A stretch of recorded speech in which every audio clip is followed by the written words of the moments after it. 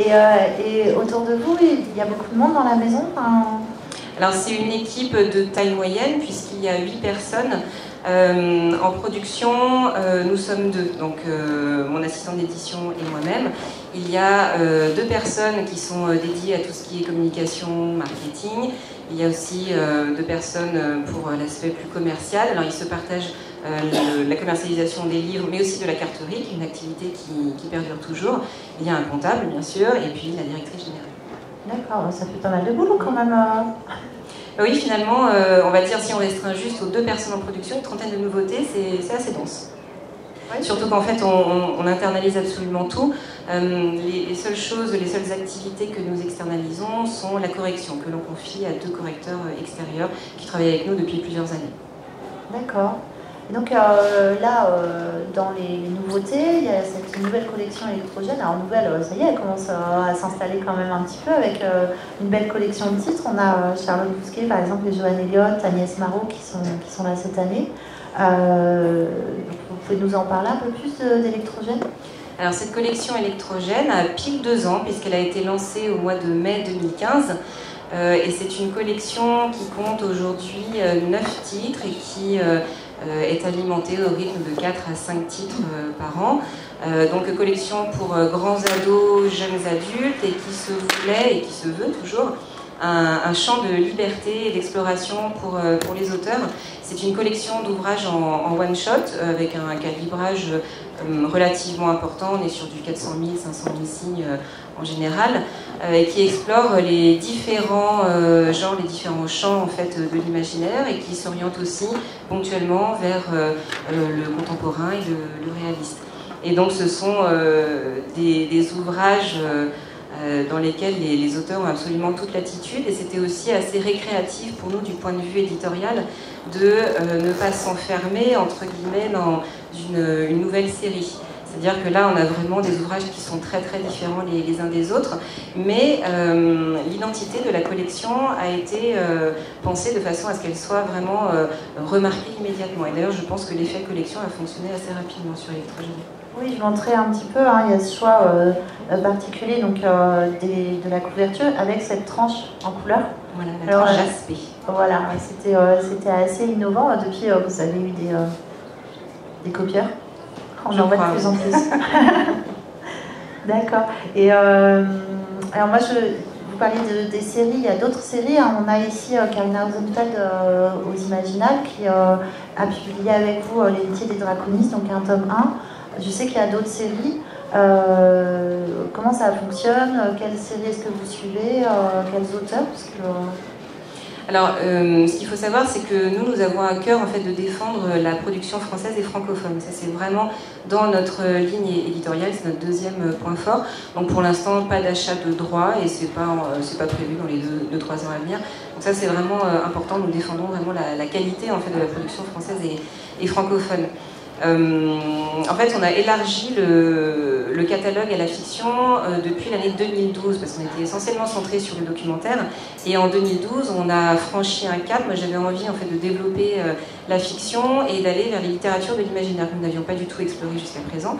Et on a commencé par quelques séries pour les 13-15 ans, notamment Nina Volkovic, qui avait eu le prix Imaginal en 2013, il me semble.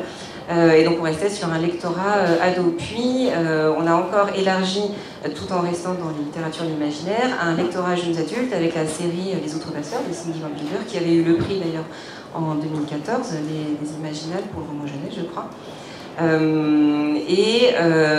Donc c'est pour vous montrer à quel point on a aussi envie, au-delà de défendre la production française, de défendre aussi bien les auteurs qui ont déjà une certaine bibliographie que les primo-romanciers. Donc on laisse la chance aux nouveaux auteurs, et je trouve que c'est important en fait d'ouvrir les bras en fait à des auteurs qui essaient de frapper à différentes portes. C'est un marché qui est assez difficile, qui est assez concurrentiel.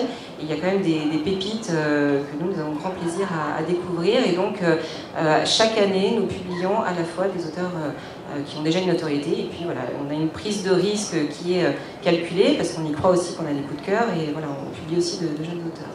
Et donc pour justement la fidélisation Ça, c'est quelque chose qui nous tient aussi à cœur, puisqu'on essaie vraiment de mener une politique d'auteur donc maison, entre guillemets. Évidemment, on accueille de nouvelles personnes, mais on aime bien suivre l'évolution en fait, littéraire, et puis les envies, les goûts, les choix des auteurs que l'on connaît déjà depuis quelques années, qui ont envie de s'aventurer vers d'autres domaines.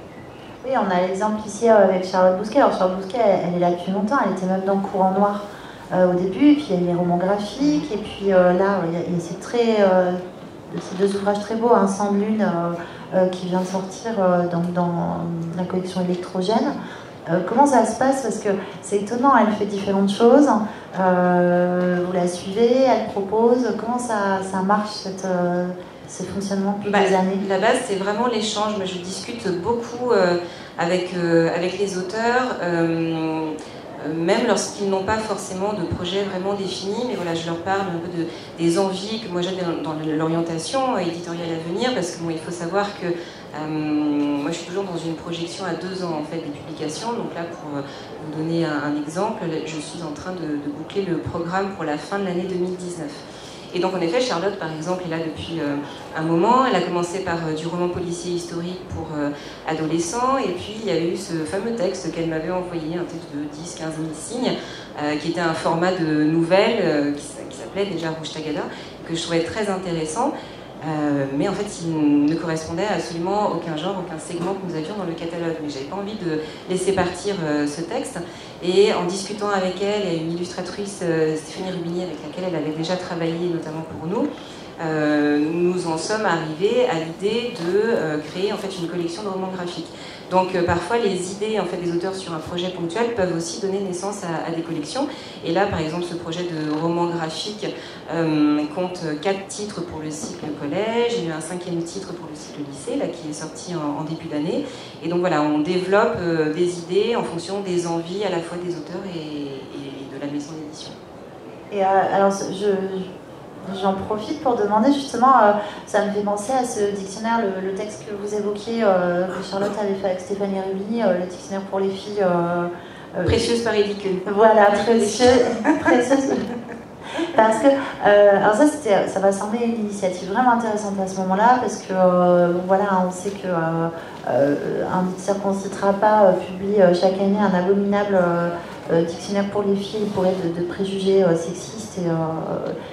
Est-ce qu'il y avait une volonté, un engagement aussi en publiant ça et puis après on continue avec les romans graphiques qui posent des questions vraiment actuelles, de manière simple, claire, mais ça fait du bien aussi ces textes-là. Qu'est-ce qu'il y a derrière comme volonté? C'est juste l'occasion ou c'est quelque chose que vous voulez imprimer dans l'identité de Gulfstream? Alors vraiment, la dimension d'engagement et presque militantisme, on va dire, est vraiment inscrit dans l'ADN de la maison d'édition.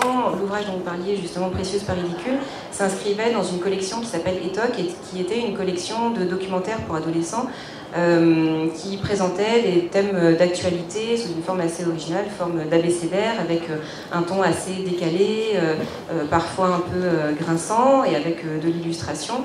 Voilà, il y avait des thématiques qui étaient même assez osées, on va dire, pour ce lectorat. Et Charlotte était tout à fait la personne adéquate pour parler de cette thématique.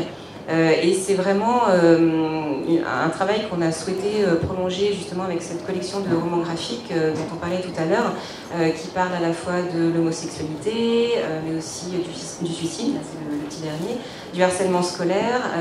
Et là, ce sont vraiment des thèmes, on voit, qui touchent les adolescents.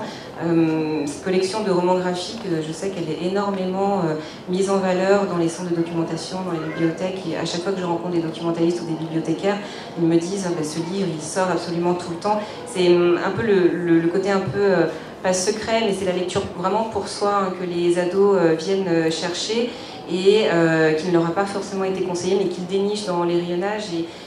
Ça, je dis pas que ça leur fait plaisir, parce que ce ne sont pas des thématiques qui font plaisir, mais ça leur fait du bien en fait de lire ce genre de choses.